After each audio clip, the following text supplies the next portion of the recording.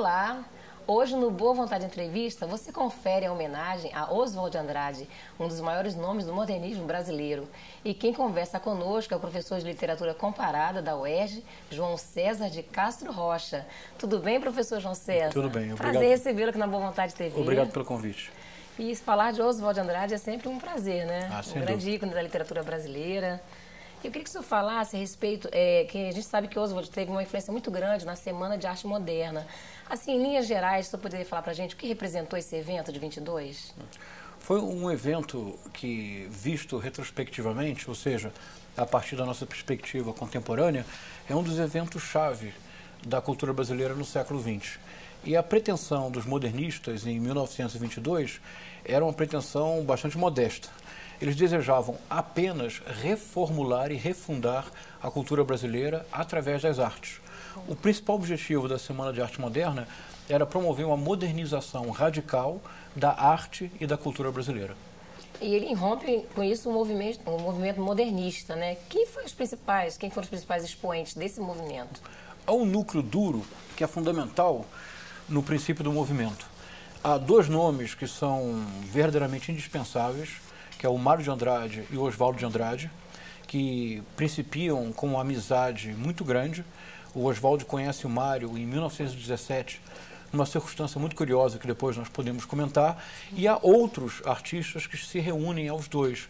O Di Cavalcanti na pintura, o Victor Brecheret na escultura, a Anita Malfatti e a Tarsila do Amaral na pintura, o Guilherme de Almeida, Menato del Picchia na poesia. Há então um grupo muito forte em São Paulo que promove em fevereiro de 1922 3 festivais. A Semana de Arte Moderna, ela ocorre no primeiro momento como três eventos no Teatro Municipal de São Paulo, e esses eventos ocorrem seguindo um modelo que os futuristas italianos haviam criado, que era o modelo das chamadas serate futuriste, ou seja, as noitadas futuristas.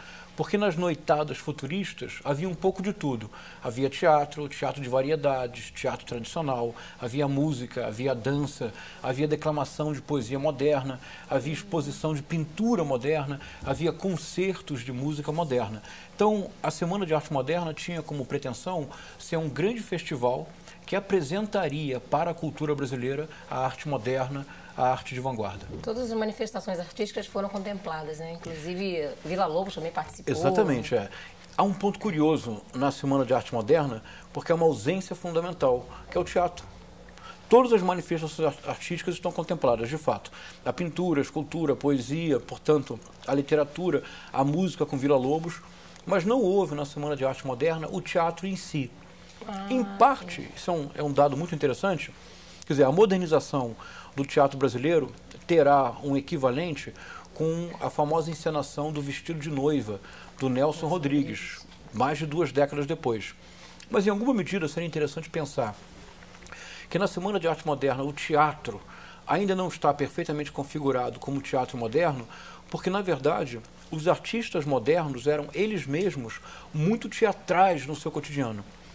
A apresentação deles, a forma em que eles liam suas poesias, a maneira como eles se vestiam, o próprio comportamento do artista moderno era um comportamento que, a seu modo, pretendia ser um comportamento artístico. Então, em alguma medida, é como se o local do teatro fosse esvaziado, ou, pelo contrário, é como se o local do teatro se transformasse na própria vida. Muito interessante só destacar esse ponto, né? E a gente observa também que em 22 foi um ano simbólico para o Brasil, né? Centenário da independência brasileira. E isso, de certa forma, também contribuiu para a influência desses jovens modernistas? Isso é uma pergunta bem importante, Simone, e que isso é muito pouco conhecido no Brasil. É que eu não posso responder de maneira muito rápida, porque a pergunta é muito importante. É porque, na verdade, é o contrário do que nós pensamos hoje em dia. É rigorosamente o contrário. Em 1922... a Semana de Arte Moderna não teve nenhuma importância. Ou seja, redimensionando o que eu disse, são 3 noites de fevereiro de 1922. Essas 3 noites ocorrem no Teatro Municipal de São Paulo, o que já é uma contradição, porque o Teatro Municipal, em todos os lugares do mundo, o Teatro Municipal é o local da música clássica, do balé clássico, é o lugar da apresentação formal e erudita.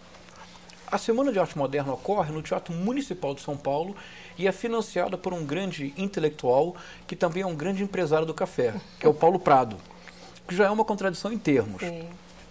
Mas não apenas isso. Em 1922, há um conjunto de acontecimentos que, à época, foram muito mais relevantes do que a Semana de Arte Moderna. Se um pesquisador se desse ao trabalho de ler os jornais de fevereiro de 1922, a Semana de Arte Moderna quase não tem notícia. Se alguém se der o trabalho de ler as revistas culturais de 1922, a Semana de Arte Moderna não existe. Quais são os acontecimentos realmente importantes de 1922?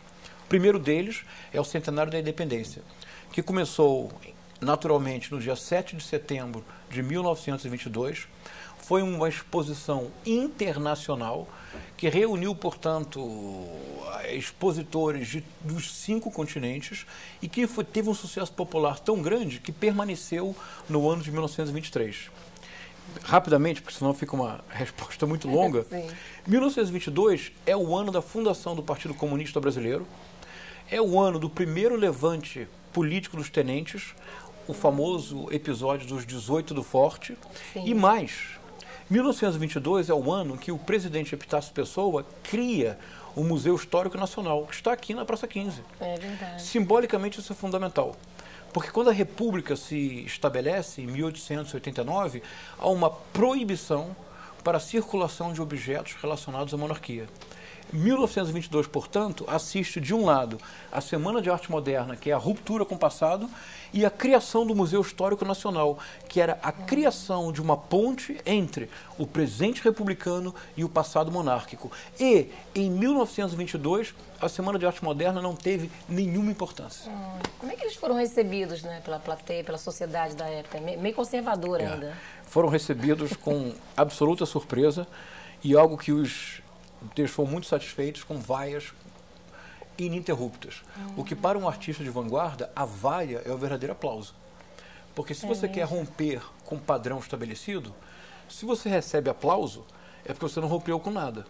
Então, para o artista de vanguarda, a vaia é o verdadeiro aplauso. E depois que eles começaram com esses movimentos todos, né?